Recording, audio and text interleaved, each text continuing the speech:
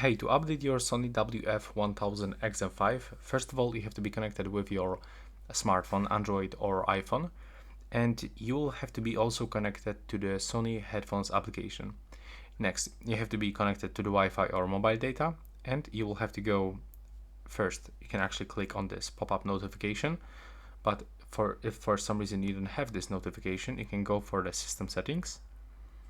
Then you will have to start scrolling until you find update software, click on the settings icon, and now you can click here to update the status, and click to download in the right bottom corner.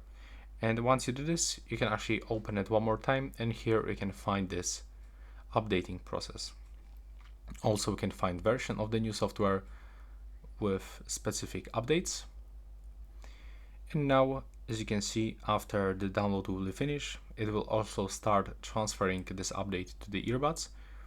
So after this, it will take probably around 10 to 15 minutes, and you'll just have to follow all of this on-screen instructions. And that's all for this video. Right now, please subscribe to my channel.